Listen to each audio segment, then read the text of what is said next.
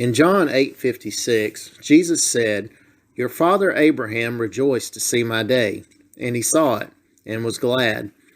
What was Jesus referring to? When did Abraham see his day? There are a few possibilities, and perhaps Jesus wasn't referring to a single event. Perhaps he was even referring to Abraham's walk of faith and a vision to see the course redemptive history would take. But there is one event that certainly stands out as a gospel illustration in the Old Testament, and we find it in Genesis 22. Verse 1, "And it came to pass after these things that God did tempt Abraham and said unto him, Abraham.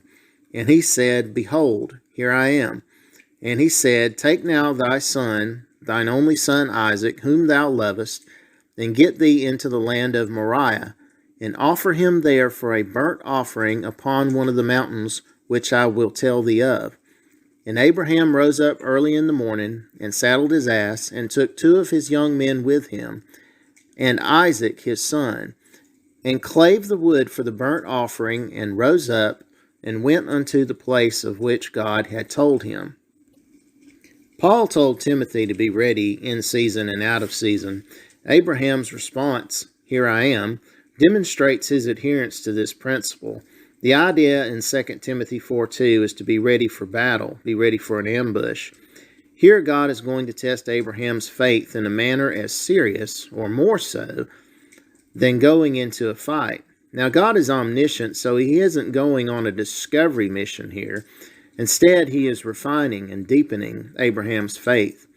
Isaac was Abraham's promised son, and he had waited a long time indeed for that son to come. He was 75 when the promise was first made, but 100 years old when Isaac was born. If he sacrificed his son, that would put him back to square one. Not only that, he loved his son. I imagine most of us would have panicked, protested, and been incapable of obeying.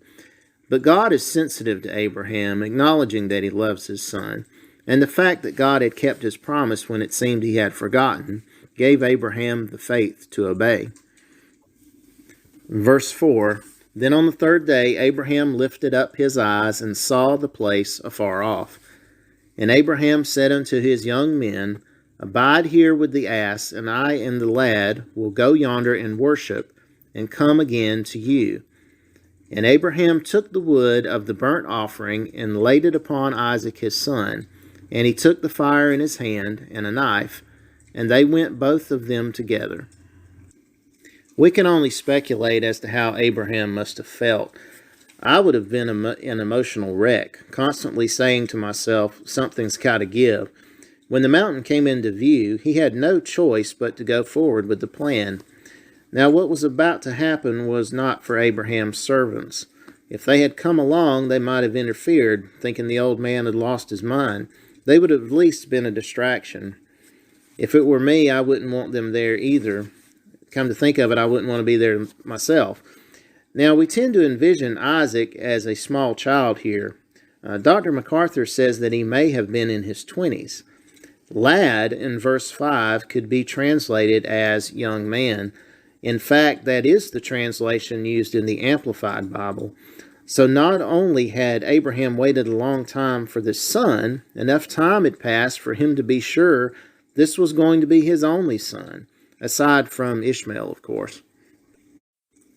Verse 7, "And Isaac spake unto Abraham his father, and said, My father. And he said, Here I am, my son. And he said, Behold the fire and the wood, but where is the lamb for the burnt offering? And Abraham said, My son, God will provide himself a lamb for a burnt offering. So they went both of them together."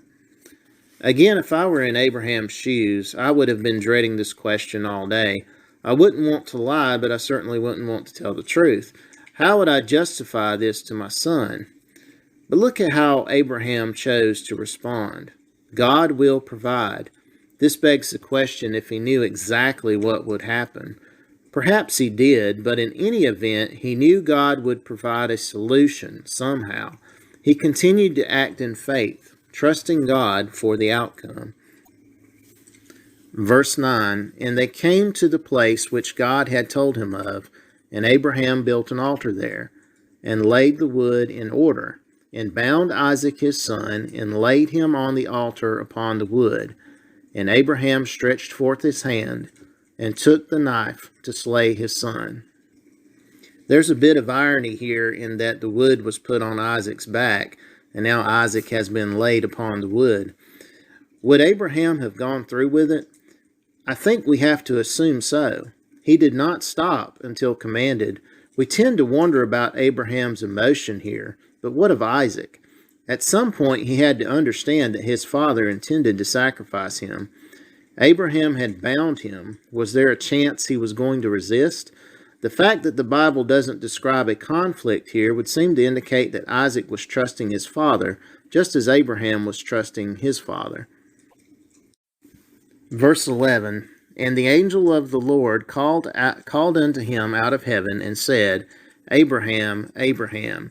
And he said, Here am I. And he said, Lay not thine hand upon the lad, neither do thou anything unto him. For now I know that thou fearest God, seeing thou hast not withheld thy son, thine only son, from me.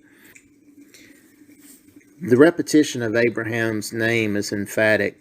Our God is a God who intervenes, who takes action, who takes the initiative. Again, God already knew the outcome. God did not need to discover anything. The test was to edify Abraham and likely Isaac. The point was for Abraham to know, to experience God relationally, to experience his faith in action and build upon it. Faith is something God expects us to act out and to live.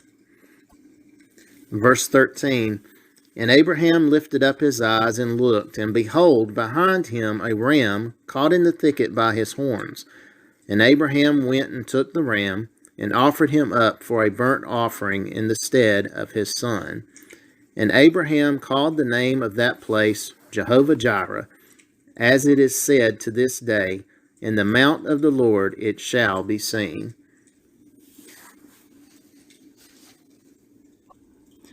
Hebrews 11, verses 17 through 19 says this, By faith Abraham, when he was tried, offered up Isaac, and he that had received the promises offered up his only begotten son, of whom it was said, That in Isaac shall thy seed be called, accounting that God was able to raise him up, even from the dead, from whence also he received in him a figure. Abraham foresaw the coming of a substitute. He foresaw the resurrection. He saw Jesus' day and rejoiced. The writer of Hebrews explicitly states that he had reasoned that God was able to raise Isaac from the dead. How did he arrive at this conclusion? Well, for one thing, we ought to know that the same God who created life in the first place and sustains it day by day has the ability to restore it. Second, he knew that God was going to keep his promise to preserve his seed. There's no way that it could have ended on that altar that day. But most of all, God revealed himself in his plan to Abraham. The name Jehovah Jireh means the Lord will provide. In fact, many translations say exactly that. The Lord provided a substitute for Isaac that day, but it wasn't really the ram. The ram foreshadowed the coming substitute, which is Jesus Christ, whose sacrifice would provide the atonement for all of our sin. 2 Corinthians 5:21 says this, For he hath made him to be sin for us, who knew no sin, that we might be made the righteousness of God in him. Our sin was imputed to Christ on the cross, that his righteousness could be imputed to us before God. I know the History Channel did a series about the Bible, and they dramatized this event, and they portrayed Abraham as very distressed. And as I have said, that's how I would be. But the writer of Hebrews seems to have a different take on Abraham here.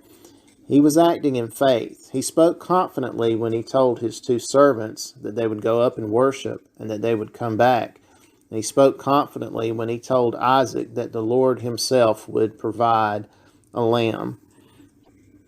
This testing of Abraham's faith was a perfecting of Abraham's faith, at least as perfect as it can be before we get glorified in heaven.